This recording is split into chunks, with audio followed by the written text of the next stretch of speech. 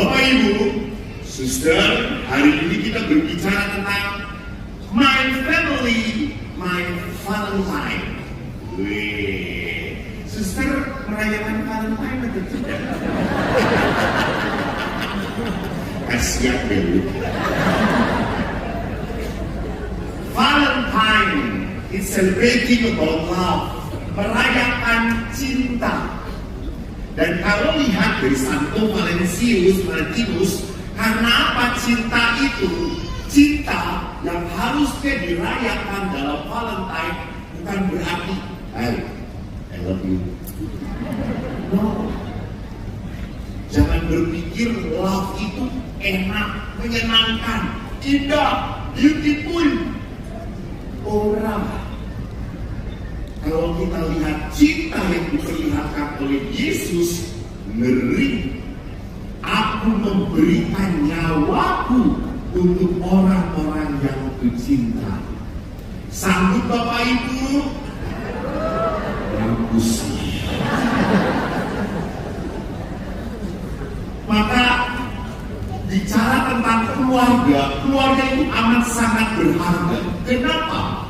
Karena keluarga adalah tempat yang paling pertama dan utama manusia lahir. Di mana manusia merasakan cinta pertama-tama? Keluarga. Bahkan Yesus pun lebih lama hidup dalam keluarga Nazaret daripada berkarya. Berapa tahun Yesus hidup di keluarga Nazaret? Salah. Berapa bu? Jawabannya Romo lebih muda daripada saya. Pertanyaan saya adalah jawabannya Romo lebih muda dari saya. Udah jelas lah. Dari kulitnya juga berbeda. Betul, 30 tahun. 30 tahun. Dan Yesus hanya berkarya berapa tahun? 3 tahun. Jadi kekuatan Yesus berkarya 3 tahun itu pasti dapat pengaruh dari Yosef dan Maria, dari keluarganya. Saya besar dari sebuah keluarga, betul. Anda pun demikian. Tidak ada orang yang lahir tanpa keluarga. Butuh sekali. Karena di tengah keluarga saya diperhatikan, saya disayang. Hanya seringkali di tengah keluarga juga ada masalah. Coba saya tanya, yang hadir di sini boleh angkat tangan? Nanti hadiahnya Rosario. Rosario dari Roma Joy. Diberkati bukan oleh Bapak Paus, oleh Romo Eko. Saya tahu, tepuk tangan untuk CFM Kediri ini. CFM Kediri, itu saya berkali-kali seminar. Itu seminar ada hadiah door prize-nya paling setrikaan gitu ya. Lalu apa namanya, hair dryer, odorono, ini CFM untuk door prize-nya ngasih lukisan dari Mesir. Dahsyat. Orang lain itu dilelang jual, ini panitia ngasih, hebat banget. Dan auto lagi. Door prize-nya, salah suke. Namanya ranking 35, buat dimaklumi. Door prize-nya nanti akan dibuka pada pukul 2 pagi, saudara-saudara.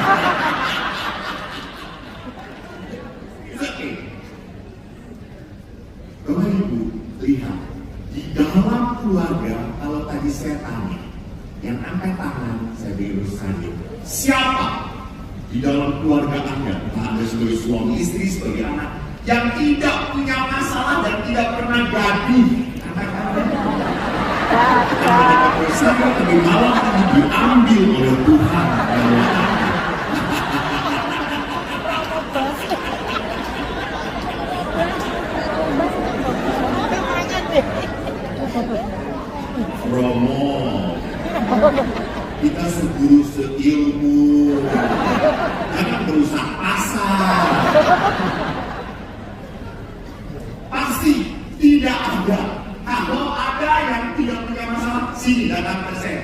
ngasih masalah. Jadi lihat di sini bisa terjadi di dalam keluarga bukan hanya orang saling mencintai, tetapi juga yang parah adalah apa? Saling menyakiti.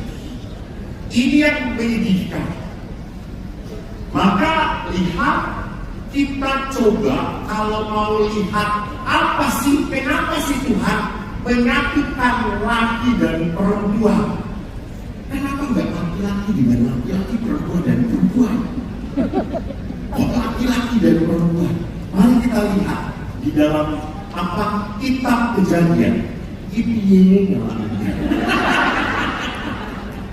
di program. Saya mau tanya, apa saya ya? Nah, juga.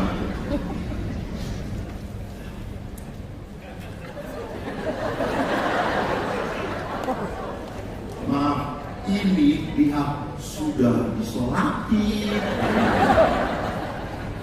Nah, dalam kitab Kejadian, mari kita lihat Tuhan Allah berfirman, tidak baik kalau manusia itu seorang diri saja.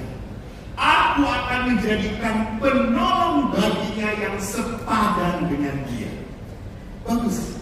Tuhan berkata, gak baik manusia seorang diri saja. Tuhan berkata kepada para suster dan Romo, tidak baik manusia seorang diri saja.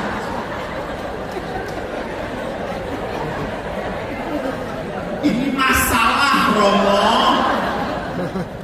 Tidak baik. Aku akan menjadikan penolong yang sepadan.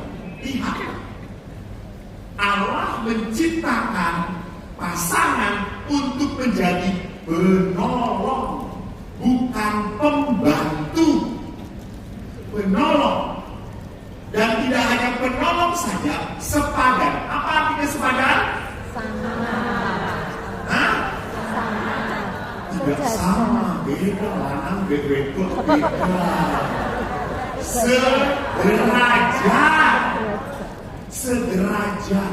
Sederajat.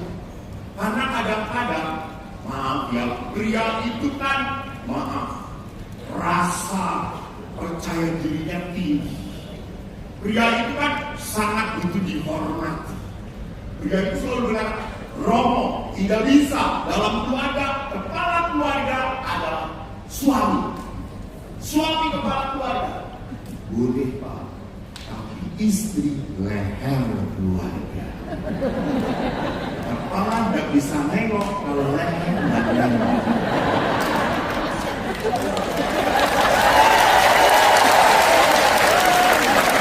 Kalau istri tepuk tangan maksudnya apa?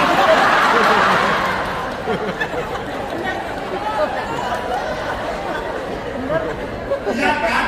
Baru begitu aja sudah langsung harus siapa yang menang, siapa yang menang. Itu sudah tidak sederajat. Kalau dalam rumah tangga suami istri siapa yang menang?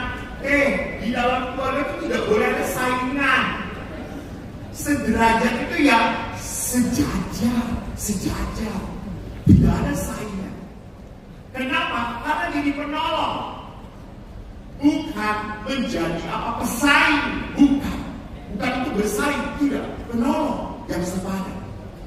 Lalu tidak hanya itu, Allah pun di dalam ayat berikutnya dikatakan Allah membuat manusia tidur. Ketika ia tidur, Allah mengambil salah satu rusuk daripadanya, lalu menutup tempat itu dengan daging. Rusuk itu ada di mana? Ya, ini simbol kesejahteraan. Walaupun akhirnya Hawa diciptakan dari rusuk, tapi seolah-olah dari tulang kepala.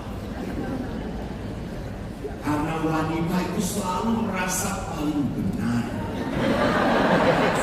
gak pernah salah. Ayo, jangan tepuk tangan sekarang. Tepuk tangan karena merasa bersalah kok. Selalu saja menyalahkan suaminya. Tuh Pak, kan aku bisa ngomong. Ujung-ujung.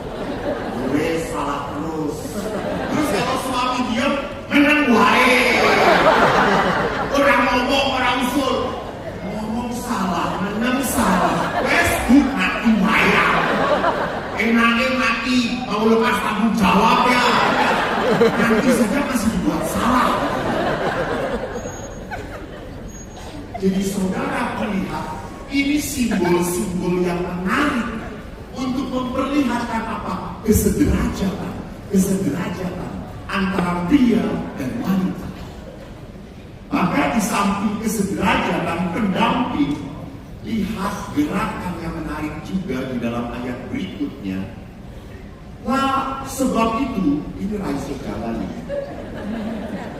Ini siapa yang mengatur? Si bawah atas.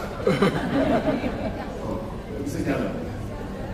Sebab itu seorang laki-laki akan meninggalkan ayah ibunya, bersatu dengan istrinya, sehingga keduanya menjadi satu daging. Hari mereka keduanya telanjang. Ini simbol. Manusia dan istrinya telanjang, tetapi mereka tidak merasa malu. Bagus. Apa artinya telanjang? Terbuka. Tidak ada yang ditutup-tutupi. Kalau utang, yang ngomong pada pasangan. Kalau punya rekening bank, yang ngomong dengan pasangan. Kalau gajinya berapa, yang ngomong dengan pasangan. Tapi ojo dikei kabeh. Mati Anda, dijatah Anda. Sang ini, wis, meneng, sakulan. Kere juga apa?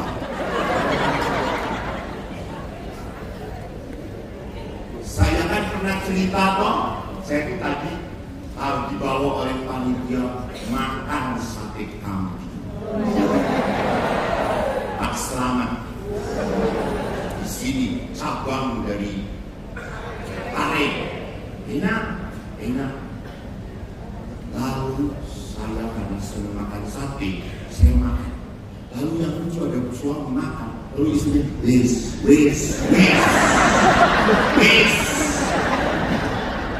Anda tahu yang membuat sakit itu sebetulnya bukan daging, tapi istri.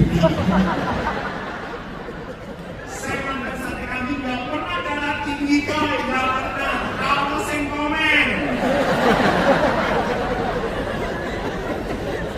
Istrinya wis. Jangan. Suaminya tuh ada makan dagingnya. Begitu memberikan itu suami. Jadi lihat Bapak Ibu bahwa di dalam kehidupan kenapa disebut telanjang sebagai sebuah kiasan? Karena mereka tidak merasa malu. Saya sudah terbuka apapun. Coba, ibu di depan siapa ibu berani telanjang kalau bukan di depan suami? Betul betul. Walaupun awal waktu menikah semua welcome to the jungle. Tetapi kalau sudah perkawinan 10-15 tahun langsung dimatikan. Karena bentuk perutnya sudah tidak jelas. Itu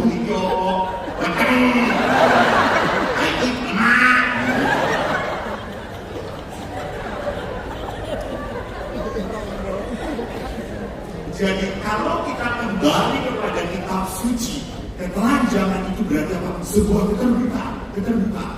Dan dikatakan apa? Tidak malu. Maka kalau di dalam hidup perkawinan ada sesuatu yang tidak dilaporkan pada istri, ada rasa malu, ada rasa tidak enak, ada rasa tidak enak. Tetapi karena sing ngono wae ora ngomong ke bojone, sing ngono wae ngomong ora ngomong wis apa dosa massal. Kalau dosa massal itu tidak dimarahi Tuhan. Seolah-olah kesalahan itu sudah tidak mau jujur pada pasangan, itu bukan berarti bahwa saya akhirnya tidak mempunyai rasa salah. Pasti begitu. Hanya pertanyaannya didengarkan atau tidak. Maka kalau saya melanjutkan apa pengertiannya, yang pertama ingin saya katakan adalah pertama, berkawinan itu adalah proyeknya Tuhan. perkawinan itu proyeknya Tuhan. Kenapa menjadi proyeknya Tuhan? Karena Tuhan yang menyatukan. Tuhan yang menanamkan cinta pada Anda. Coba Anda yang duduk dengan pasangan, saling lihat, kok iso? Ini kok iso? Dan suami Anda lihat, hampir semua suami, coba pandang. Padahal istrinya sudah, kenapa, papa?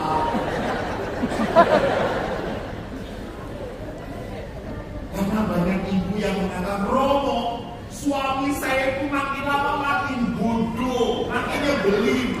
Ibu jangan lupa, suami itu jadi makin bodoh karena kawin dengan ibu.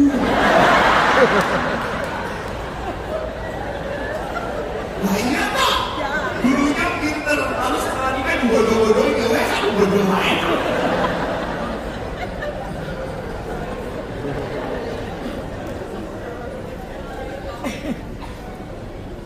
Jadi perhatikan, ini proyek Allah. Kenapa? Allah yang menyatukan. Saya memberkati perkawinan berkali-kali, apalagi Romo ya sudah ini. Udah kehitung ya Romo. Kalau saya didatangi oleh calon suami istri yang mau menikah, kadang-kadang aku gugur. Kenapa? Saya lihat suaminya ganteng, istrinya udah besar, jelek. Masuk ke biara kamu, 2 pintu harus dibuka. Saya kata, ini calon kamu? Ya Romo, Yesus. Lalu pada saat dia ketemu, saya tanya, Mas, kamu betul mau kawin dengan itu? Iya Romo. Aduh Tuhan, apa cantiknya. Mas dia buta kan? Enggak Romo. Lalu kamu lihat apa? Romo tidak melihat yang saya lihat.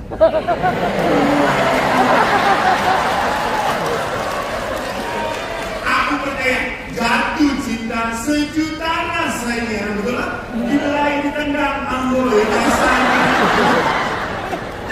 Orang kalau sedang jatuh cinta, keinjek oleh orang yang mencintai, apakah merasa sakit marah atau tidak? Aduh maaf mas, keinjek. Apa-apa. Keinjek kamu itu seperti keinjek bidadari ini. Maka memang katanya orang sedang jatuh cinta, air kuda pun merasa tidak merasakan. Saya belum pernah merasakan semiskin-miskinnya saya. Saya nggak akan pernah coba air kuda.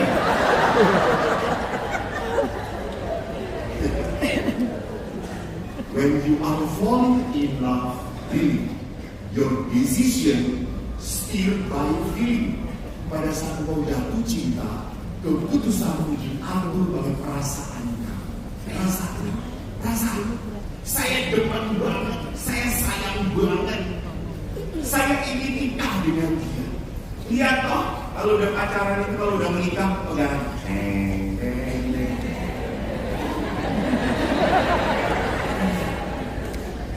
Tetapi kalau pasangan yang mau merayakan 25 tahun perkawinan datang ke pasturan, bapaknya nyitik sendiri. Ibunya Pak E, Pak E.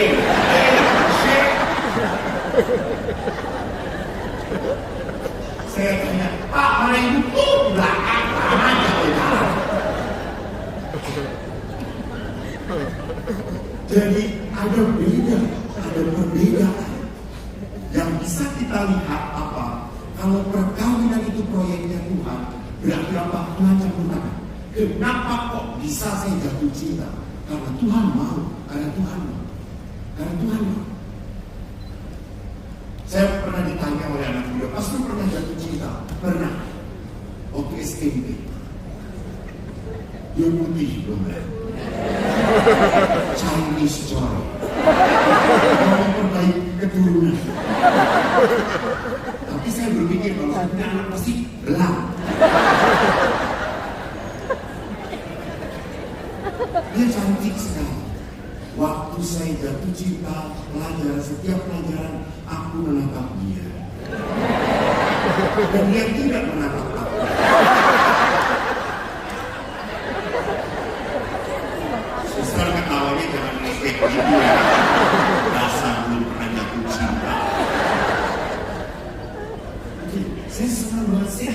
banget gitu. Apalagi kalau dia udah menyapa saya, akhirnya dia menyapa saya. Senang sekali. Saya sampai sendiri, Tuhan, semoga aku bersama dia. Rupanya kita tidak dipertemukan kembali. 2-3 bulan yang lalu kami reunian.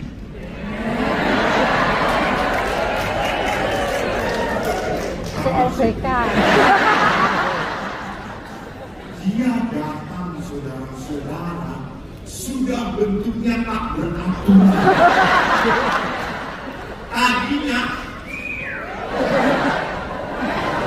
kata saya, ya Mas Breko, dulu kan khusus saya senang sama saya, iya dulu. Sekarang Tuhan syukur pada Allah, tidak mempersatukan aku dengan dia. Ya, walaupun tertarik, belum tentu dipersatukan oleh Allah. Jadi perkawinan harus diimani sebagai apa? Kehendak Tuhan. Tetapi ada juga, ada perkawinan yang dipaksakan. Ada perkawinan karena apa namanya? Bayar hutang. Ya di situ tentunya tidak ada rahmat Tuhan, karya Tuhan di dalam menyatukan. Tetapi bisa terjadi walaupun dipaksakan. Kok utuh-utuh saja, kok baik-baik saja. Ya bisa terjadi Tuhan bekerja menyertai mereka. Setelah mereka bersatu, namanya karya Tuhan. Namanya karya Tuhan tidak bisa diatur. Maka lihat kalau proyek Allah tidak hanya campur tangan, maka Allah pun mengatur. Allah tidak hanya mengatur, tetapi Allah juga memberkati. Jadi saya dipercaya ini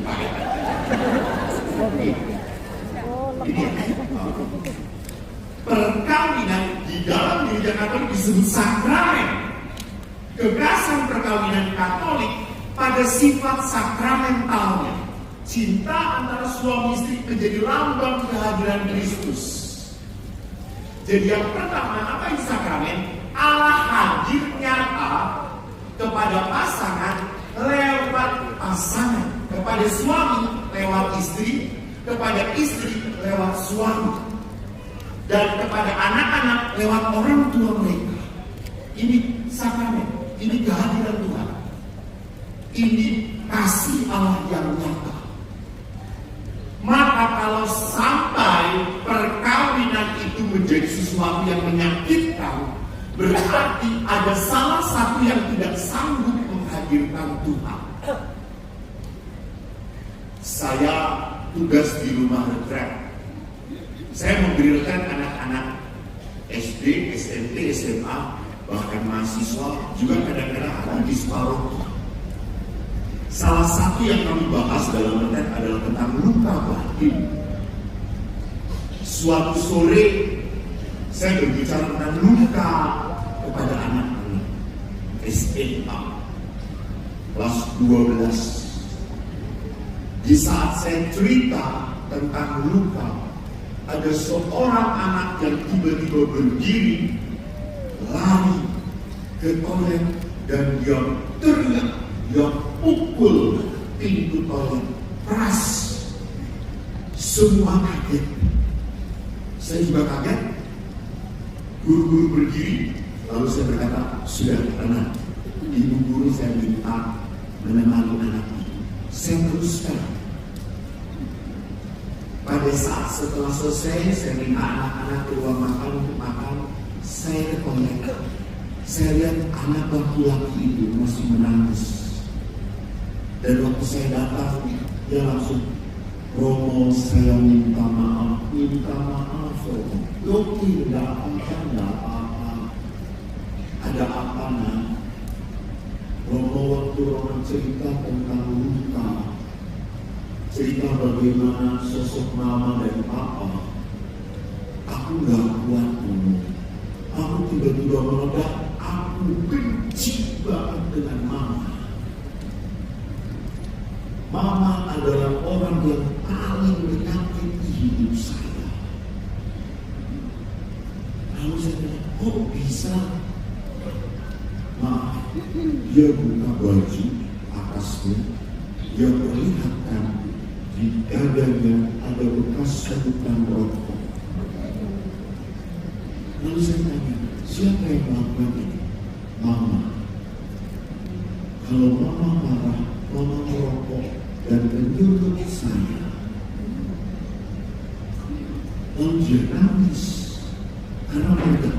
Ingat, kalau luka itu sudah ditahan, kalau orang meledak, besar, saya bilang. Lalu gurunya mendekati saya. Oh, dia anak dari keluarga broken family child. Lalu akhirnya boleh aku cerita.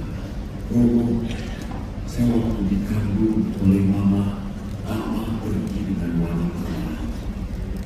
Mama marah sekali, mama kecewa sekali.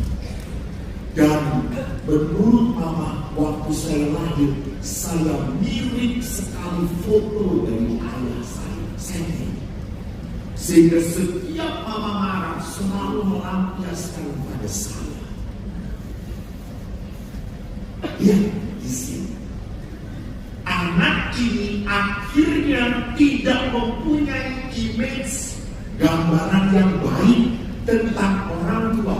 Itu mempengaruhi dia tentang kasih Tuhan, tentang kebaikan Tuhan. Maka tidak aneh kalau dia akhirnya berkata, Romo, bolehkah saya kalau meragukan kebaikan Tuhan? Saya merasa Tuhan tidak baik. Saya merasa Tuhan tidak peduli. Kenapa saya harus lahir dari keluarga yang seperti itu? Kenapa kok saya harus lahir mirip ayah saya yang bajingan? Romo tahu, kalau saya nanti ketemu ayah saya akan bunuh ayah saya. Dia marah. Dia merasa dianiaya. Dia tidak pernah merasa bahwa dia bisa berdoa dengan tenang. Enggak. Pada saat saya berdoa, saya selalu bertanya, Tuhan, di mana cintamu padaku? Saya tidak pernah merasa. Lihat, di dalam sakramental kehadiran Allah bisa terjadi papa mama gagal menghadirkan Tuhan. Gagal menghadirkan Tuhan. Saya kemarin senang sekali membuat sebuah seminar keluarga dan yang memberi kesaksian artis, aku lupa namanya. Dan yang wanitanya ini adalah apa? Seorang anak, cantik wanitanya, seorang anak dari keluarga yang cerai. Dan dia berkata dalam hatinya, saya kalau menikah tidak mau seperti papa mama. Dan bagusnya apa? Saya cukup banyak melihat kasus, banyak wanita tidak mau menikah, anak-anak muda tidak mau menikah karena melihat orang tuanya nggak beres. Mereka nggak mau menikah, Romo. Mama aja saya disakiti, papa aja pergi. Dan bapak ibu hati-hati dulu, 10 tahun yang lalu yang banyak serong itu laki-laki. Sekarang wanita juga banyak serong. Betul. Banyak wanita yang ngawur. Ada banyak juga kasus ibu meninggalkan anaknya.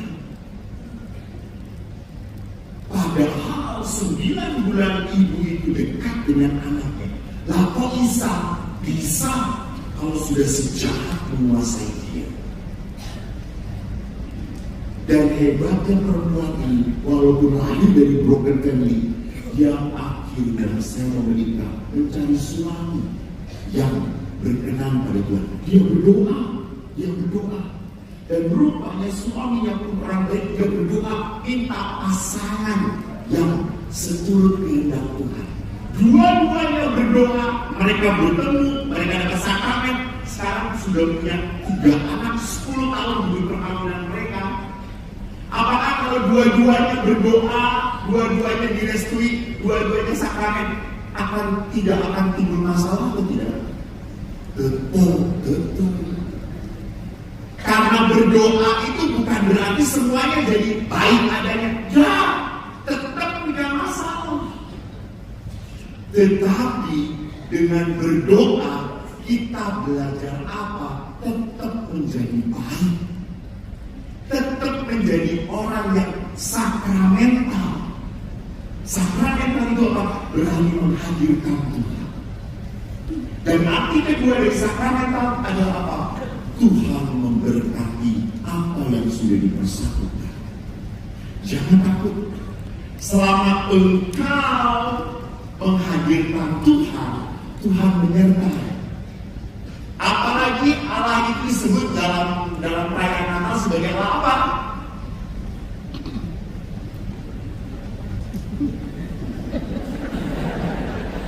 Di dalam perayaan Natal, Allah itu disebut sebagai apa? Ya, Immanuel, Pak, kasih rosario, Pak, 1 ibu. Tepuk tangan, betul. Nggak bohong aku. Coba perlihatkan dulu, sorry. Nggak percaya. Kasih cewek.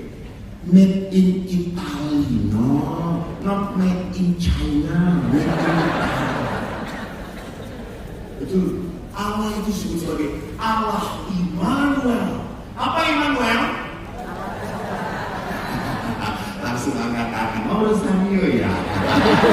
Ini gak ada rosarionya. Allah beserta kita. Pertanyaan saya, apakah Allah selalu menyertai kita? Ya. Saya ulangi. Apakah Allah selalu menyertai kita? Ya. Di saat Anda menyakiti suami Anda, apakah Allah menyertai kita? Di saat Anda cerewet pada suami Anda, apakah Allah menyertai kita? Di saat suami melihat perempuan lain sambil ngeret-ngeret, apakah Allah menyertai kita? Allah tidak pernah menyertai kejahatan.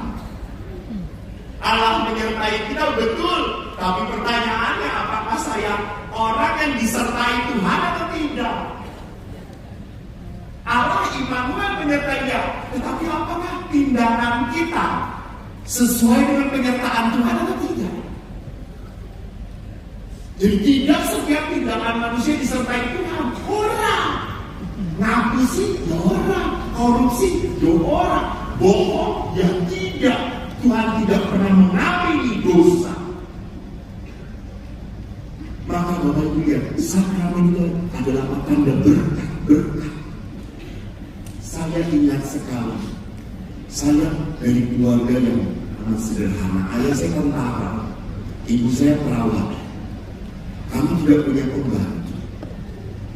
Tetapi walaupun tidak punya pembantu, anak bapak, anak ayah 4 orang.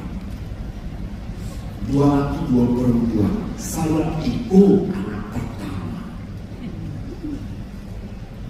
Dan kalau pulang kerja, itu ibu perawat ganti baju perawat putihnya dengan daster batik yang transparan. Iswi. Ibu masak supaya cepat, namanya juga orang Jawa, supaya cepat masaknya karena kami lapar. Maka masaknya sayur apa? Bening. Sayur beningnya yang paling gampang dicari adalah bayam. Maka sekarang saya asam urat. Sejak kecil bayam terus. Dan bayam itu selalu disertai dengan apa gorengannya? Atau kodok-kodok kerennya ya? Dengan tempe itu. Tapi yang saya pelajari dari ayah adalah apa? Kami itu anak-anak selalu protes. Bayam terus, tempe terus. Kapan kita kayanya? Weh, bangun ini sehat le. Opai mangan bangun sehat le. Tetapi ayah selalu berkata, le, kalian buatan bom itu enak, enak, enak. Enakanlah. Itu ayah. Ayah tidak pernah menghina apa yang ibu buat. Ayah selalu mengatakan enak, enak. Bahkan bagi ayah kopi yang terenak buatan ibu. Itu ayah. Beli kopi Starbucks, Raina cuek.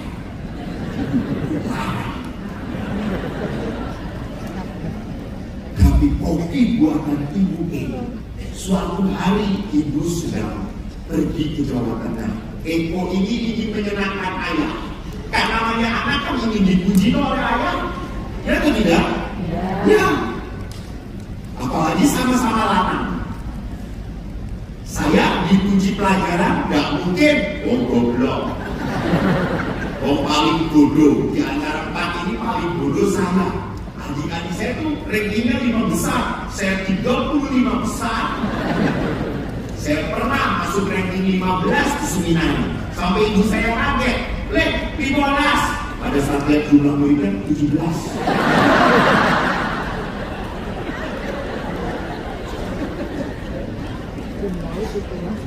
Saya bodoh. Tetapi kan karena walaupun saya bodoh, saya ingin dipuji. Saya ingin berharga di mata Allah. Saya pada saat itu buatkan kopi. Lalu ayah berkata, le, kopi murah enak. Kalau lu kebu. Lalu saya dalam itu, karena beliau kebuin es. Lalu beberapa hari kemudian ibu pulang, saya tanya, Bu, aku buat kopi ayam marah, gak enak katanya. Gimana sih kalau buat kopi untuk ayam? 2 sendok kopi, 2,5 atau 3 sendok gula. Oh ya, wes. Saya buatkan lagi. Saya kan berharap bersama resepnya. Kopi langsung bapak Raina.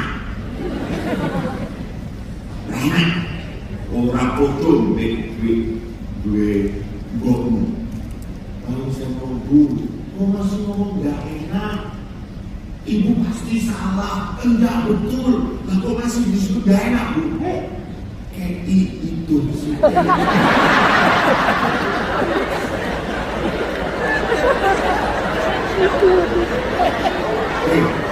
Di sini orang Jawa. Kalau Jawa itu kan di luar itu supaya apa kan? Supaya lengket kan? Itulah ayah saya tidak pernah melirik wanita lain.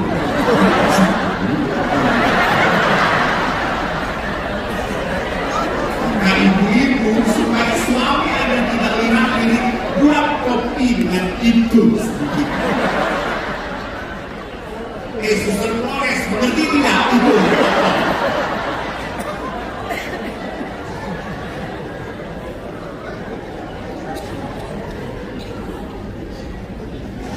Jadi lihat di sini, karena perkawinan itu sakramental dalam Amoris Laetitia, Paulus pun mengatakan perkawinan adalah hadiah untuk pengudusan dan keselamatan.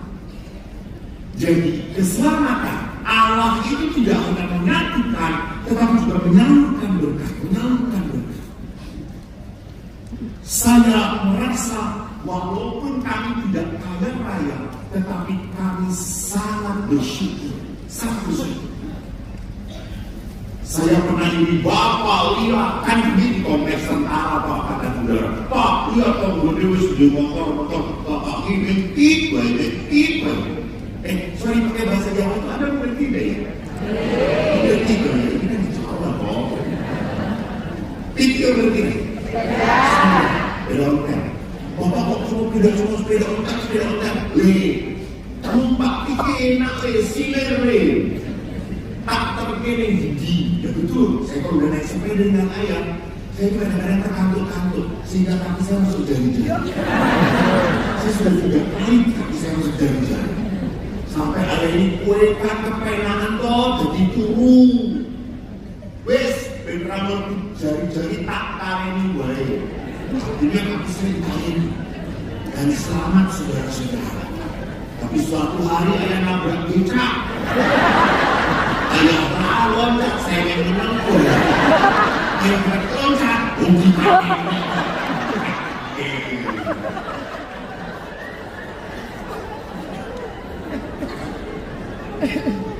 Jadi Bapak Ibu lihat, manusia itu akhirnya apa? Bukan masalah punya banyaknya, bukan. Yang benar adalah bagaimana kita mensyukuri dengan apa yang kita nikmati, apa yang kita peroleh. Anda tidak bisa bersyukur kenapa? Karena selalu ribut. Dia sudah punya ini, dia sudah punya itu. Kamu enak aja kalau pergi bisa kemana-mana. Hei, sampai kapan pun hati kamu tidak akan pernah damai. Karena kau tidak bisa menikmati apa yang diperoleh. Kita pun mungkin sama, kita pun sering membanding-bandingkan pasangan kita. Pak, lihat suamiku, tetangga rajin, ampe, kue ini penuh, belum bobo.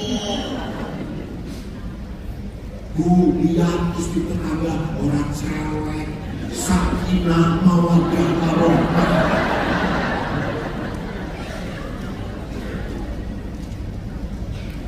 Kita selalu apa? Kita selalu tidak bisa bersyukur. Padahal tadi kalau tidak salah bersyukur, mengutip kutipan bersukacitalah dan bersyukurlah senantiasa. Bersyukurlah. Karena bersyukur itu berarti apa? Menerima kebaikan Tuhan dengan rasa terima kasih. Bukan selalu merasa kurang. Sampai kapanpun rezeki itu selalu kurang. Ingat, Yesus tidak pernah berkata uang itu sumber segala kejahatan. Bukan. Mencintai uang bukan masalah uangnya, mencintai uang. Seringkali hati-hati Anda bekerja keras betul, oke, untuk keluarga, tetapi Anda tidak punya waktu dengan keluarga. Menyedihkan. Lama-lama apa yang sudah Anda usahakan baik, kok Anda tidak punya hubungan yang baik dengan anak-anak Anda?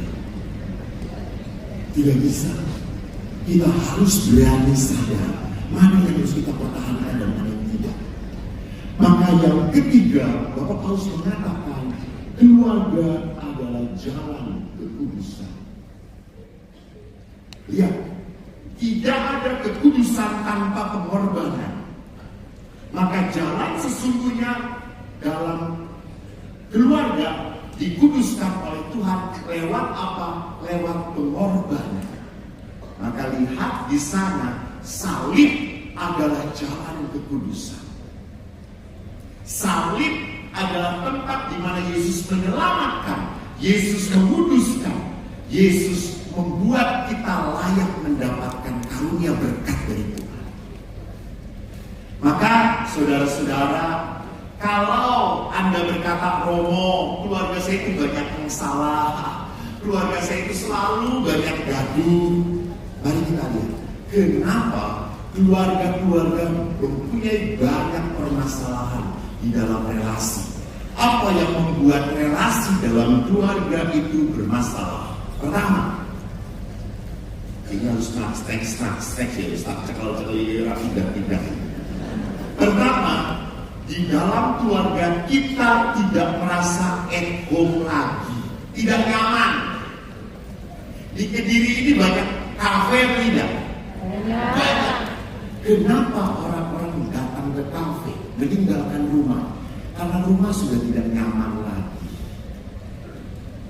Suami merasa di rumah itu selalu dikontrol dan dihakimin oleh istrinya. Dari mana? Mau kemana? Dengan siapa? Sampai jam berapa? Ini kontrol. Jadi istri itu dengan suami bukan punya quality time, tapi quality control.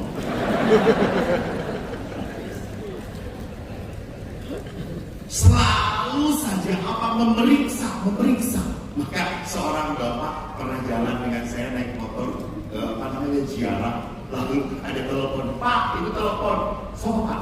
Polda. Saya pikir Pak Polda Jakarta, taunya bojone.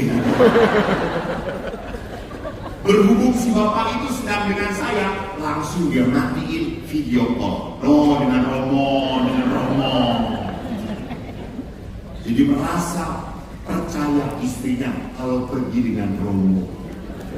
Padahal dengan Romonya cuma 5 menit, pergi ngaburnya 60 menit. Jadi kenapa orang-orang sampai lari dari rumah? Karena rumah sudah tidak merasa nyaman. Anak-anak pun sama.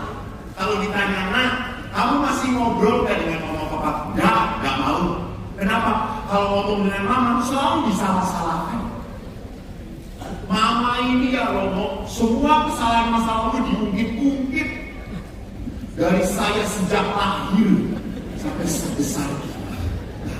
Dulu ya kamu ya ingat ya dulu itu ya. Jadi lihat di sini rumah tidak menjadi tempat nyaman karena apa? Karena kita lihat orang keluarga kita, suami istri saling menyalahkan.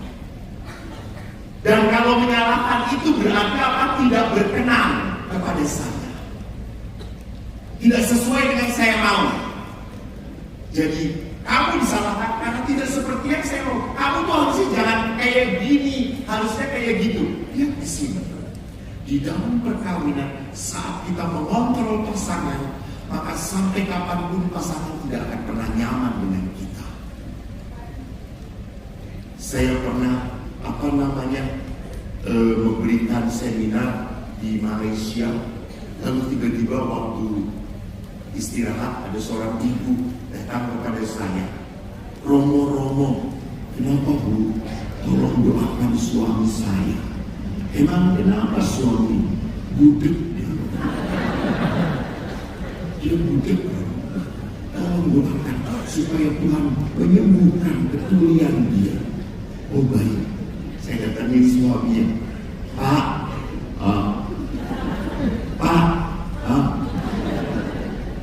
Bapak katanya sakit ya? Bapak katanya tuli ya? Sakit. Pak, saya diminta ibu untuk mendoakan. Semoga Tuhan menyembuhkan tuli Bapak. Jangan Romo, jangan. Ini berkat Tuhan. Karena tuli saya jadi gak pusing Romo dengerin istri saya. Tapi saya disuruh istri Bapak, ya sudah kita doakan saja. Tuhan terima kasih bahwa Bapak tuli. Ya betul.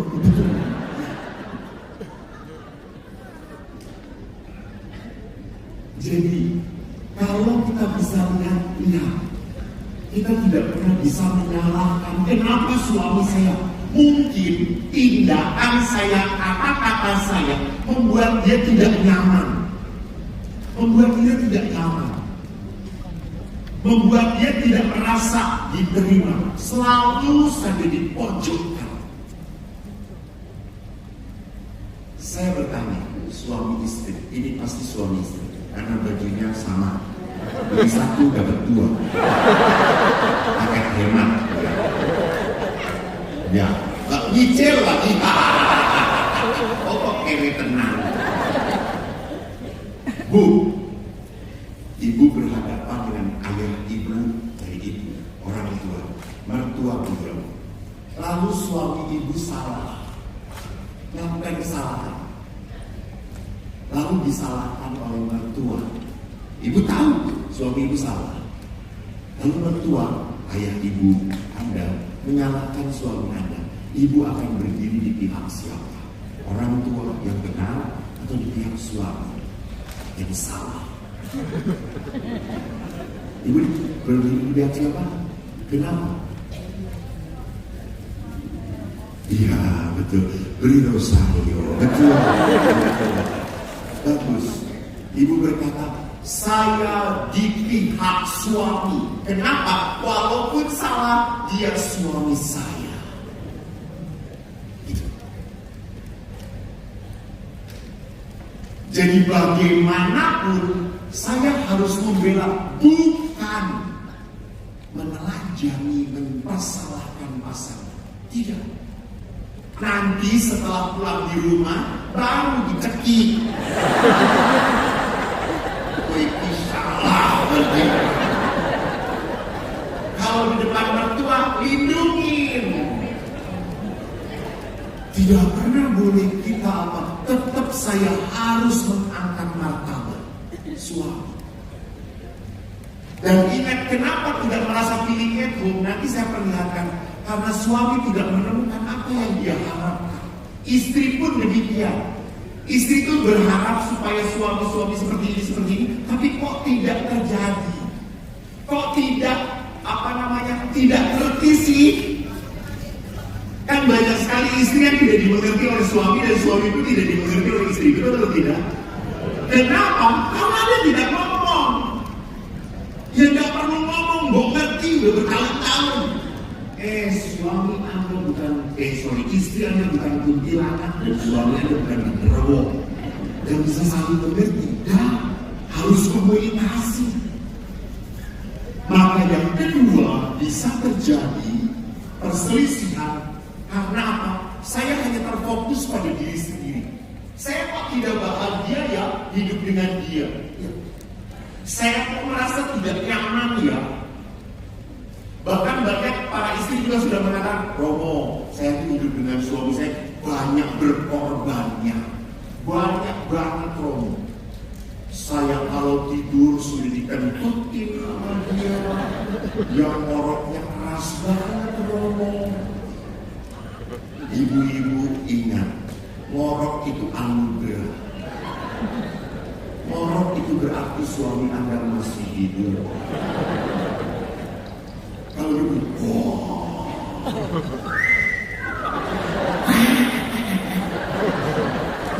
tolong jangan diganggu ini. Suami Anda sedang berkomunikasi dengan roh-roh yang di atas.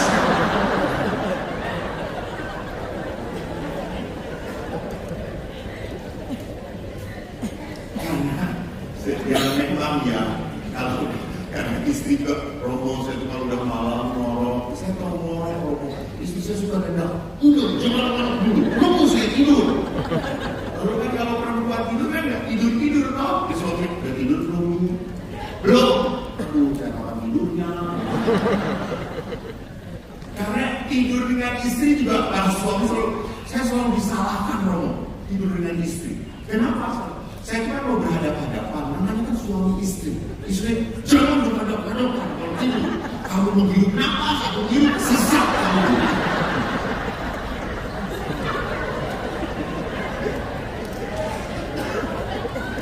Lalu akhirnya saya belakangin istri saya. Lalu istri saya marah, kamu tidur masih panas kepala saya. Orang enggak. Ini istri sendiri. Salah gitu.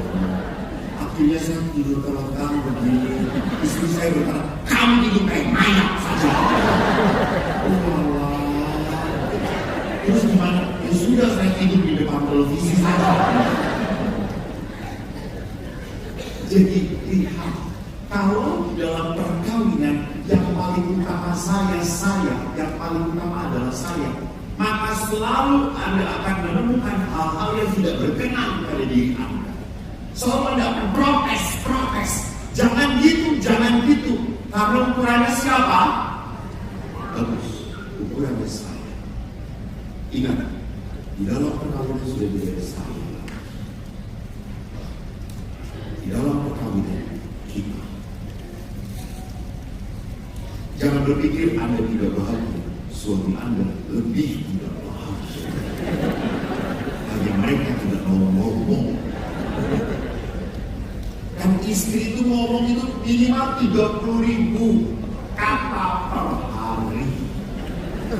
Bayangkan, laki-laki itu cuma 7.000 kata.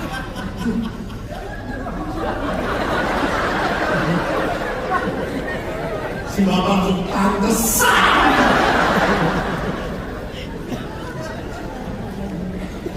Lihat kalau perempuan itu kan selalu aja ngomong gitu. Tidak pernah bisa diam. Oh, sendiri ngomong. Itulah perempuan karena ingin mengekspresikan. Gak tahan kalau gak ngomong. Selalu. Kalau laki-laki coba. Kalau ibu bilang gimana bu, langsung. Kalau titik gimana pak? Kayak gini. Baik-baik saja. Oh sehat. Laki-laki jarang bicara.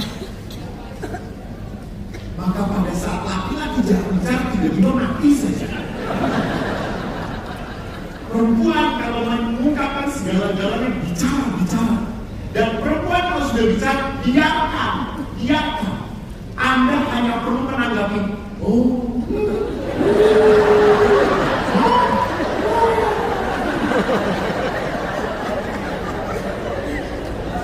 Kalau perempuan cerita, mengasih masalah, perempuan tidak cari solusi. Tidak. Jangan kasih solusi. Salah. Karena perempuan itu ngomong, ngungkapin masalah, supaya apa? Supaya itu ya, supaya lega saja. Jadi jawabannya cuma,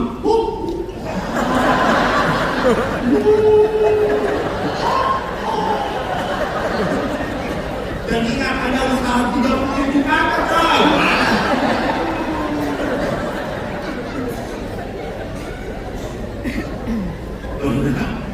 Laki-laki sedang kumpul, istrinya ngomong, cerita, lalu gantian ngomong,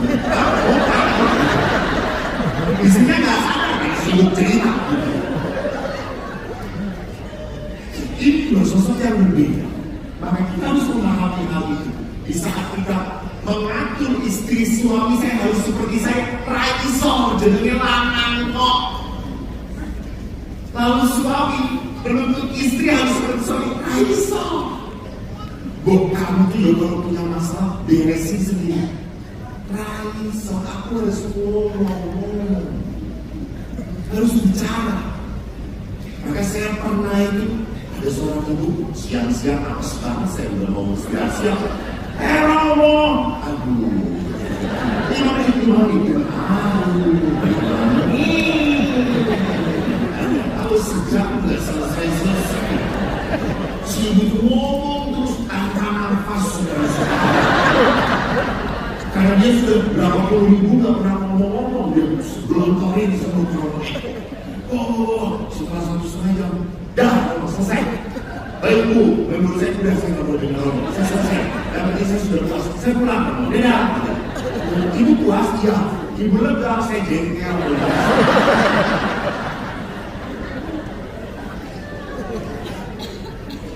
Jadi lihat di sini itulah kualitas. Disitulah kenapa saya tidak bisa mengharapkan suami saya seperti saya. Orang iso, tidak bisa. Ukurannya Anda, karena dia laki-laki. Dan setiap laki-laki kan sulit mengekspresikan sayang. Coba Bapak Ibu angkat tangan. Siapa yang punya suami yang tiap kali mengatakan I love you? Suami yang mengatakan I love you, bapak yang angkat tangan. Ya Allah, Yesus.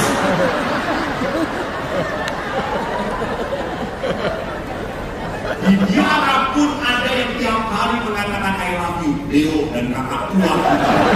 I love you. Saya kata, Leo bego, I love you.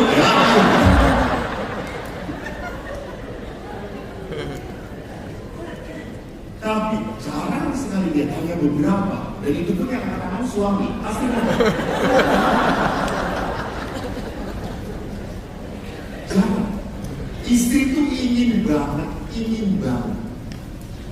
Suami itu udah alhamdulillah gitu. Suami memang begitu. Istri butuh banget dikatakan cantik banget sih. Betul atau tidak? Itu kelihatan udah lama suami dengan kata seperti itu. Mam, lebih itu mam. Karena suami saya pernah. Kan kalau istri itu kalau udah mau pandangan, oi dandannya saudara-saudara 7 hari 7 malam. Saya mau pandangan dengan bapak-bapak. Romo bareng saya, oke. Bapak itu jemput saya, mana ibu pak? Masih dandan. Hah? Masih dandan. Terus kita pulang dulu ke rumah bapak. Ya. Saya bilang lagi, masih belum selesai. Lalu bapaknya ngomong, Ma, Romo sudah ada. Suruh dong bu. Buset banget. Terus si suami. Dan Anda tahu, yang kedua, kita berdua. Apa? Jadi seorang wanita butuh sekali dipuji pernah begitu. Butuh. Laki-laki tidak butuh. Ibu ngomong pada bapak, wah ganteng banget, aman. Tapi kalau istri, mungkin, Mam, cantik banget sih, Pak. Tapi dia akan ke belakang.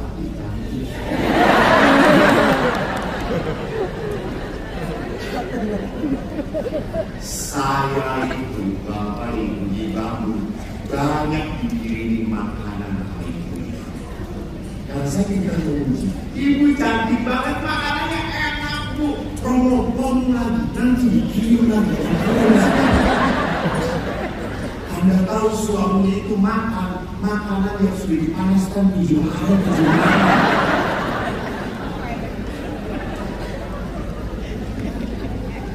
Suami apakah nggak perlu dipuji? Butuh. Suami bukan dipuji. Pernah lihat suami butuh dipuji pekerjaannya. Apa yang dia lakukan? Jadi kalau suami Anda tiba-tiba nyapu, jangan, oh tumben, sedang dipenuhi Roh Kudusnya. Itu pasti dilemparkan sekali. Jadi kalau suami Anda tiba-tiba, Pak, matur nuwun Pak, terima kasih banyak Pak, gitu, meringankan tugas saya. Atau suami tiba-tiba bawa piring kotor gelasnya ke namanya ke tempat dapur, pujilah, wah Pak, terima kasih sudah berbagi tugas, thank you Pak. Tapi jangan berkata, ngono wae nggak dipuji, aku berdino Pak. Maka kalau suami Anda mengganti lampu yang sudah 2 bulan mati dan tidak diganti-ganti, kasih teguran. Bapak bila bisa berani berkorban untuk kami, memasak lampu itu berani mati ya Pak. Maka ibu-ibu jangan pernah melecehkan pekerjaan suami. Apalagi melecehkan gaji suami, itu merusak harkat suami. Jadi pada saat dikasih, bersyukur, wih aku temen. Kok sak ini. Buat pengorbanan suami Anda, dihargai. Jadi tidak fokus pada diri sendiri, tetapi juga juga memikirkan apa yang dibutuhkan pasangan. Maka penting sekali di dalam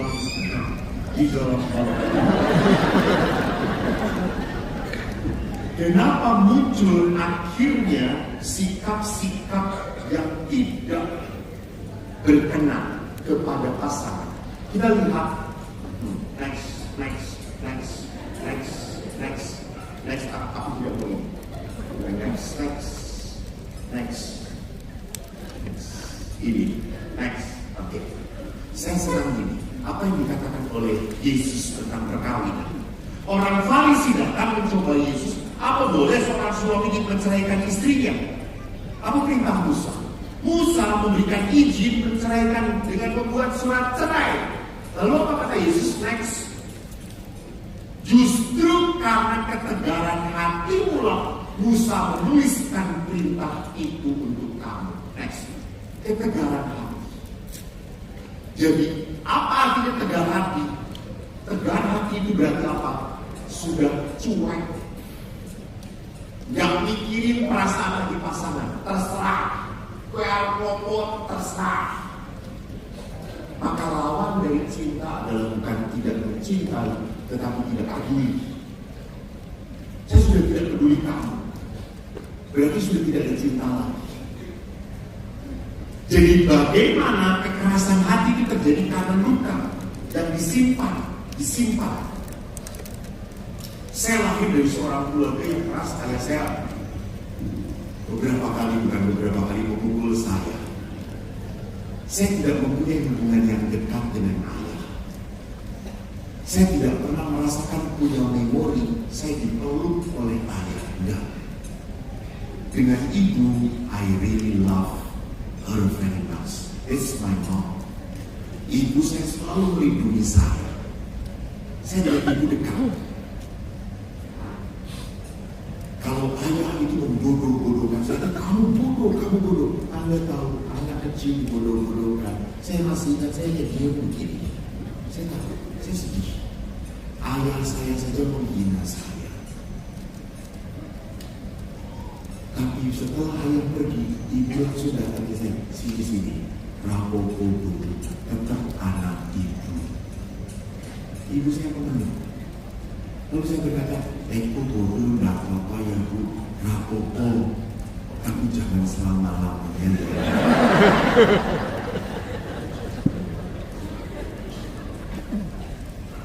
Ibu selalu mencoba melindungi saya. Dan waktu saya masuk seminari, ayah saya yang ragu-ragu, ibu, waktu saya ngomong, kamu mau masuk mana? Seminari, mau ganti rokok. Doa Yona, Bapak datang. Apa kok? Jadi Romo. Ramukan bodoh. Romo kita pinter. Bagi paling projator. Poster. Saya lama-lama jengkel juga. Biarin nanti kalau sudah jadi Romo, saya khusus untuk orang-orang bodoh. Tuhan dengarkan doa saya. Mengatakan Anda bodoh. Dan bodoh itu CFM, bukan saya. Tetapi lihat ibu yang selalu mendoakan saya, ibu yang selalu dekat dengan saya, ibu yang sangat menyayangi saya. Saya tidak pernah punya hubungan begitu sayangnya dengan ayah. Sehingga setelah jadi pastor, saya kalau ke Roma, itu Rosari itu mahal. Saya kalau ke Roma, saya beli oleh-oleh yang paling mahal begini. Saya pernah belikan di New Pizza dari 500 euro dari emas. Saya suka. Dan ibu suka sekali Yonkin budamanya. Dia selalu pakai. Bu, pada saat itu, Bu, Yonkin, larang reaktif tenang. Mau buka 500 euro, Bu. Oh, larang. Rapopo, kamu itu, aku juga dihadiah kok. Lalu bapak datang, aku apa kok? Rosario, kan? Ini 1 euro. Karena dibesarkan selalu ada 1 euro. Ini itu berapa? Dan saya selalu jadi pastor pun kalau telepon, ibu tuh gak punya telepon, ayah yang punya telepon. Saya telepon, Pak, Eko, ibu, gak ngomong dengan bapak, gak. Ibu, saya tidak punya kedekatan. Kenapa? Bahkan waktu saya mengolah hidup batin saya, luka itu rupanya apa? Menyetel saya. Saya menjadi pastor waktu awal, saya di rumah retret, saya tuh pastor paling dalam. Saya kalau dengan anak-anak SD, anak SD tidak bisa gantung, langsung saya kasih ke kuburan. Karena di rumah kami ada kuburan. Kamu tidak bisa mengalir pastor hidup ke kuburan. Ada yang pastor yang mati. Semoga mereka bangkit dan terima kasih. Saya akhirnya menemukan kenapa saya menjadi pastor yang kasar, karena saya disakiti. Jadi lihat di sini kekerasan hati. Maka dalam perkawinan kita harus sadar siapa pusat dalam perkawinan kita. Saya tanya, ibu, bapak, Pak sudah berapa tahun menikah?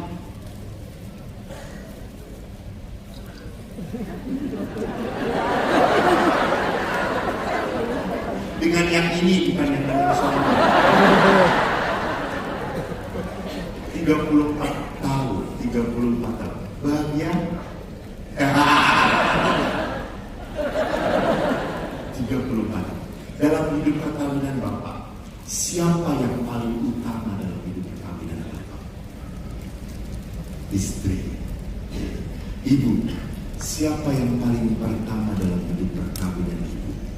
Suami atau anak? Suami. Tepuk tangan. Tapi salah. Kalau dalam hidup perkawinan yang paling utama adalah suami atau istri, jangan lupa, kadang-kadang yang paling utama ini menyakiti kita. Kadang-kadang yang paling utama ini mengkhianati kita.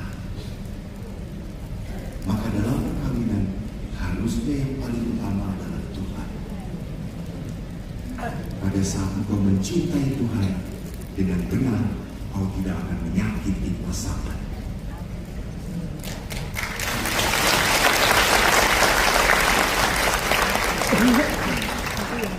Jadi lihat di sini, perkawinan itu adalah sebuah apa? Sebuah lingkaran.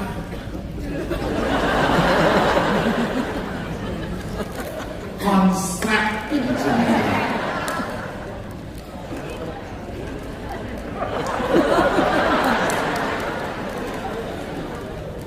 perkawinan itu seperti sebuah lingkaran dua yang makin lama menyatu, betul? Karena saling mengerti satu sama lain, saling menerima satu sama lain. Maka Bapak Paulus mengatakan tidak ada keluarga yang sempurna, tidak ada. Maka keluarga itu perlahan-lahan apa? Saling berkembang mencintai. Sampai kapanpun Anda tidak akan mengerti pasangan Anda. Betul atau tidak? Betul. Selalu misteri. Anda walaupun sudah menikah 34 tahun, kadang-kadang ada hal yang aneh pada istri Anda. Betul atau tidak? Betul. Karena istri Anda memang aneh.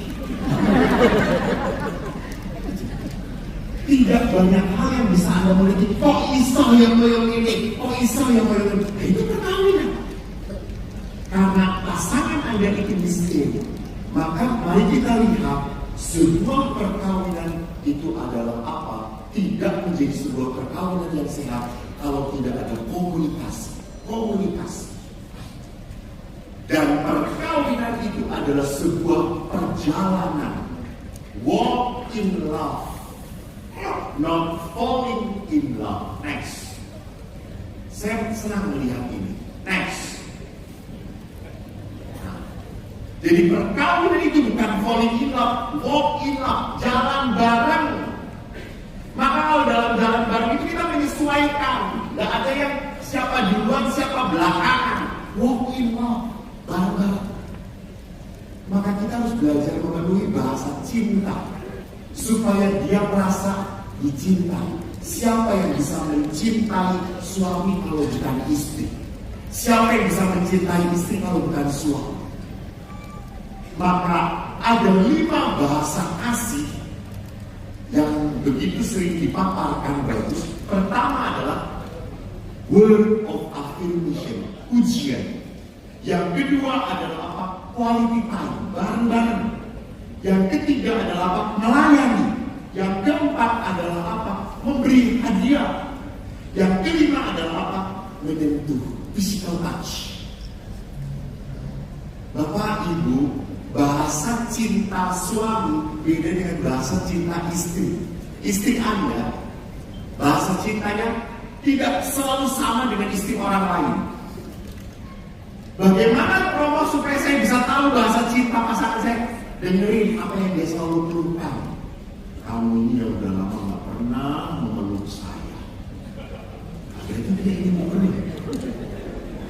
Kamu ini udah lama gak pernah muji-muji saya. Saya selalu salah. Berarti dia butuh kata-kata pujian. Kamu ini gak pernah menghargai saya. Berarti suami Anda butuh dihargai. Pak, kamu itu gak pernah ngasih hadiah. Kamu tuh selalu ya, ini nyuruh saya, nggak pernah membantu. Berarti apa? Dia butuh dilayani. Karena kalau bahasa kasihnya nggak kena, Anda akan kesel. Suami sudah capek-capek beresin mobil, nyuci mobil. Istri paling nyuci mobil doang aja. Merasa bahwa itu bukan merupakan tindakan cinta, itu sih biasa aja, karena tidak kena. Maka saya harus belajar tahu apa yang dia butuhkan. Maka saudara-saudari, mari kita lihat ada hal yang paling begitu urgent dalam bahasa cinta adalah apa? Keintiman. Next, keintiman. Mari belajar untuk apa? Kalau my family is my family is my Valentine. Keluarga adalah hal yang berharga. Saudara-saudara, ambillah waktu untuk tetap bersama lagi. Bersama. Ingat, semua itu ada batasnya. Ada batasnya. Jangan-jangan ini adalah malam terakhir. Siapa tahu. Saya selalu kalau di rumah retret suruh berdiskusi suami istri. Coba ngomong siapa yang duluan meninggal. Dan para istri selalu menangis. Aku nggak kuat kalau kamu duluan meninggal. Biarkan aku yang duluan saja. Lalu kalau suami, nggak apa-apa kamu duluan. Saya sudah siap.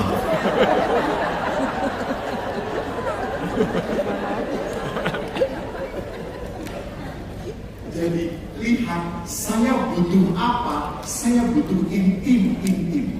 Maka lihat keintiman itu, coba diskusi, dialog. Jadi kalau istri Anda sedang ingin dialog, itu berarti mengungkapkan emosinya. Biarin supaya apa tadi? Lego. Jangan dikatakan, saya itu jengkel, marah, kesal. Udah, terus. Biarkan. Jangan dibalas, emangnya saya juga gak kesel, emangnya saya juga tidak jengkel. Itu adalah saat dia akan melepaskan, melegakan. Itu dialog. Yang ketiga, next, carilah saat-saat di mana Anda bisa tertawa bersama. Jalan-jalan rekreasi, Bu, Pak, dulu pacaran. Sekarang kenapa nggak pacaran lagi? Ada anak romo, taruh di rumah, kasih makan, kunci, udah. Pacaran lagi.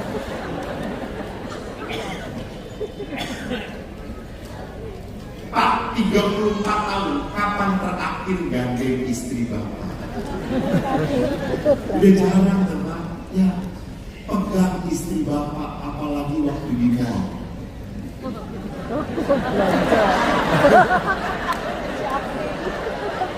Karena kalau di mall istri Anda arahnya tidak jelas.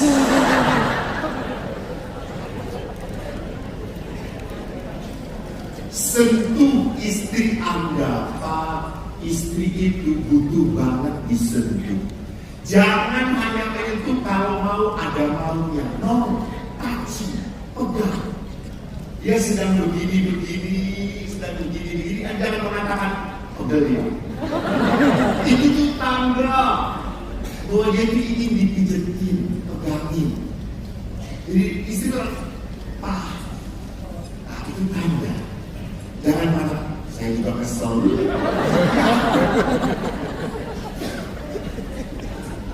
Berempatilah.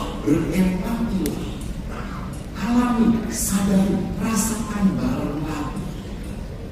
Saya teringat ayah saya itu bukanlah suami istri yang mengekspresikan saya, enggak. Ayah saya itu enggak pernah kelihatan di tengah kami pelukan, ciuman, enggak ada. Tapi menghasilkan anak 4. Ayah kalau di foto, saya lihat album keluarga, ayah itu di foto kenal ibu. Tidak pernah di foto di belum. Tetapi setelah ibu sakit, ibu saya akhirnya stroke, Karena ibu saya punya darah tinggi, punya gula, lalu segala macam komplikasi. Ibu setelah pensiun stroke. Yang indah adalah ayah merawat ibu. Ayah setiap hari mandu ibu berjemur, yang mandikan dahulu baru berjemur. Setiap hari, bahkan ayah masak untuk ibu. Kami anak-anak pernah ngomong, ayah, apa perlu suster yang bantu? Dan ayah berkata, orang mbok mugi ke aku kenal melayani aku dengan baik. Kalau mbokmu saiki sakit, aku harus melayani mbokmu.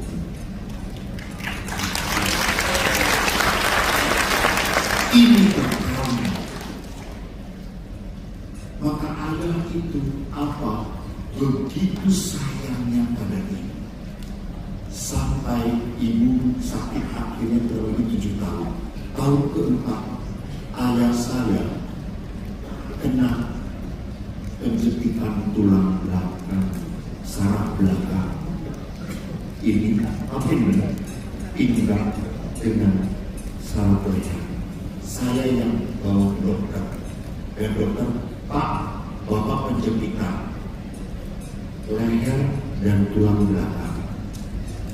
Bapak tidak boleh angkat-angkat keras lagi. Bapak saya menangis. Saya langsung ngomong, tentara kok nangis. Dulu dia menganiaya saya, sekarang saya menangis. Romo, bosok tentara sakit sitik gue menangis. Kuat loh. Lalu saya ngomong, kok aku nangis bukan karena sakit. Terus apa? Kamu dengar di dokter apa? Saya gak boleh angkat berat lagi. Siapa nanti yang angkat ibu untuk berjemur? Aku udah gak boleh lagi. Di situ langsung saya dia memikirkan istrinya. Dia tidak memikirkan dirinya. Dan waktu akhirnya ibu serangan dan terakhir ibu masuk ICU. Saya menunggu di ICU. Saya tidur di ICU karena saya diberi izin. Lalu dokter mengatakan, Romo, ibu Romo ini kuat sekali. Lalu saya berpikir, kenapa ibu kuat? Ibu sangat sayang ayah. Ibu tidak mau meninggalkan ayah. Lalu akhirnya saya ngomong kepada ayah. Ayah ngomong kepada ibu duluan. Dan saya susul. Ayah saya marah. Aku rasa ngomong-ngomong. Gue cuci. Gue anak. Sampai nanti ngomong. Romo.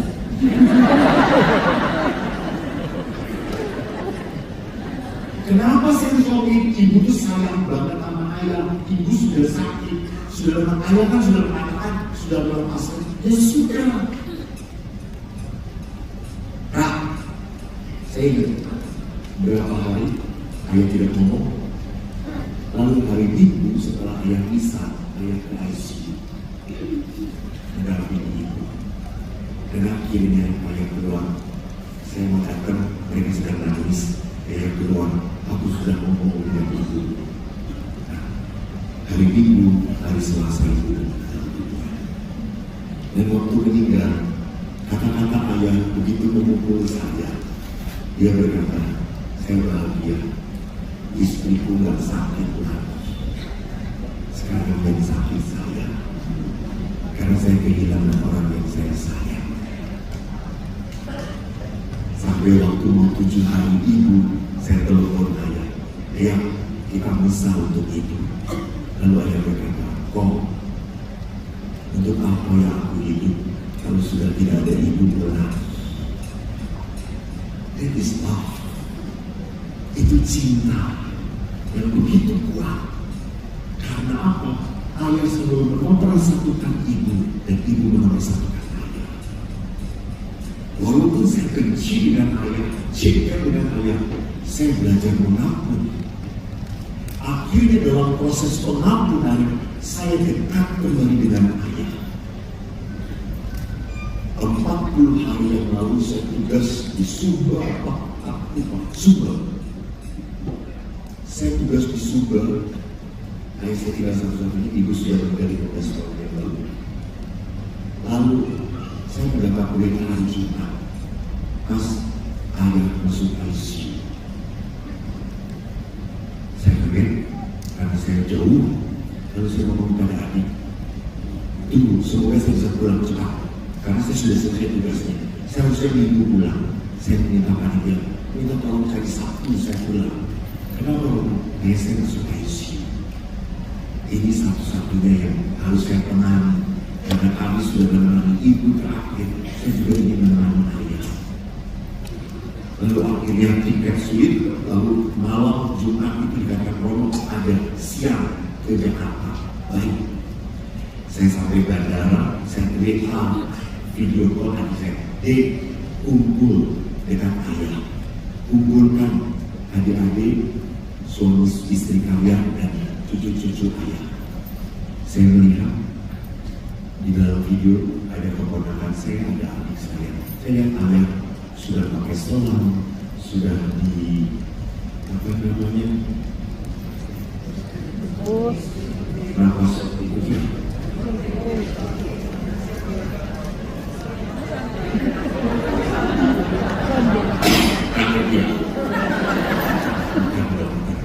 Saya lihat, lalu saya ngomong, ayah, Eko mau pulang. Tunggu Eko, ayah harus minta maaf pada Eko. Karena ayah banyak nyakitin Eko. Eko juga harus minta maaf pada ayah. Tunggu ya, Eko sore pulang. Lalu saya berdoa, saya tutup. Saya tutup karena saya mau naik pesawat blocking. Saya sampai Jakarta, saya buka WA. Adik saya mengatakan, ayah makin drop. Lalu saya berkata, yuk video call lagi. Kumpulkan seperti tadi. Tunggu ya mas ya, 5 menit. Oke. Waktu saya di dalam saya berdoa, Tuhan, buat saya bisa menemani ayah. Saya sayang ayah. Ayah berharga bagi saya. Saya ingin menunjukkan rasa bakti dan permohonan maaf saya kepada ayah. Lalu akhirnya tiba-tiba ada suara, kamu jangan egois. Akhirnya saya buka handphone, saya video call lagi.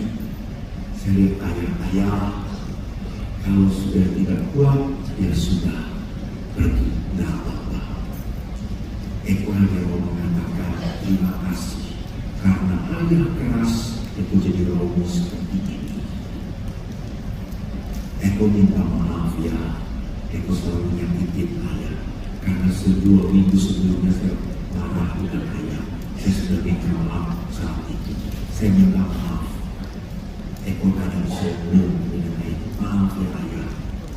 Terima kasih. Boleh saya anaknya, boleh memberkati ya. Saya berkati ayah. Saya tutup 1 menit kemudian ayah meninggal dunia. Malamnya saya sampai rumah sakit. Saya berkata kepada adik-adik, saya mau mandi ayah. Lalu adik-adik saya berkata, yuk kita bareng-bareng lah. Lalu saya mandi ayah, saya masih ngomong pada ayah, ayah, dulu waktu Eko kecil ayah mandi Eko pakai air hangat. Sekarang Eko mandi ayah pakai air dingin. Rasain. Saya masih bisa bercanda dengan ayah waktu itu. Tetapi akhirnya saya menangis. Kenapa? Waktu saya peluk ayah tidak mau peluk saya lagi. Itu batas. Orang itu mengungkapkan cinta ada waktunya.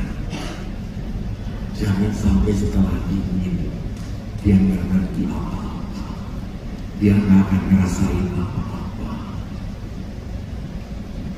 Anda masih diberi kesempatan oleh Tuhan. Ambil itu, pulang cium. Jangan-jangan ini malam terakhir.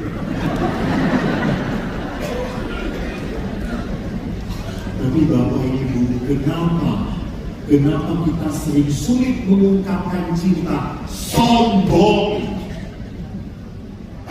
angkuh, gak mau rendah hati, atau bisa jadi karena saya sakit hati.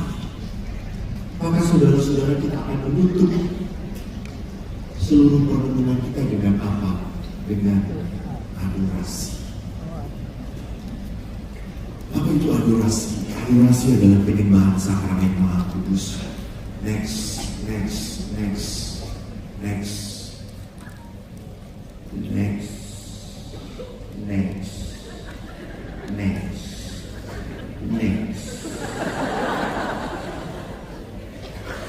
Ya. Bahkan Santo yang dikenal sebagai Santo Alfonsus Liguori mengatakan penyembahan sakramen Maha Kudus adalah devosi terbesar dalam sakramen. Jadi dalam sakramen Maha Kudus Allah sungguh hadir. Nanti tolong, apa yang harus Anda lakukan kalau di depan sakramen Maha Kudus? Anda bisa mencurahkan isi hati Anda. Sadar, ini Tuhan. Rendah hatilah. Saya tidak bisa di depan Tuhan mengatakan kesombongan saya. Saya tidak pantas, saya berdosa. Saya masih menyimpan kemarahan, kejengkelan.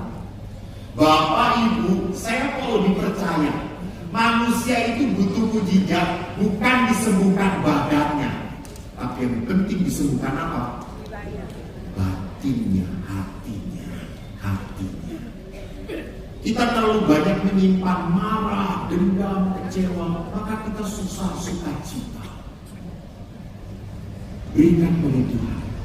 Tuhan bisa mengangkat sakit hati. Tuhan, ajari aku mengampuni. Buat aku bisa mencintai lagi istri saya, suami saya. Buat supaya saya bisa memaafkan suami saya yang telah menyakiti saya, yang sudah menghina saya, yang sudah menghancurkan keluarga. Ingat, Anda tidak akan bisa mengampuni kalau Tuhan tidak masuk ke dalam hati. Malam ini Tuhan ingin masuk. Rasakan. Kalau Anda sedang mengidap satu penyakit, percayalah, seperti jangan miskin, 12 tahun dia sakit pendarahan. Dia sudah berobat kemanapun dan tidak baik. Dan waktu dia melihat Yesus, dia berkata, asal ku jamah, jumbai, aku sembuh. Dan Bapak Ibu ingat, di dalam Injil, Yesus waktu menyembuhkan, apa yang kata oleh Yesus? Rosario. Lebih keras Bu. Ya, yang menyelamatkan kita, imanmu menyelamatkan kamu. Percaya, iman apa? Percaya, berserah kepada Tuhan. Maka Bapak Ibu, mari kita duduk sejenak. Kita mencoba untuk membuka hati kita. Kalau Tuhan hadir, Tuhan itu mengundang kita. Ini aku, ini Bapakku. Katakan apa yang kau butuhkan, apa yang kau kehendaki. Percayalah, kita berbicara kepada Bapa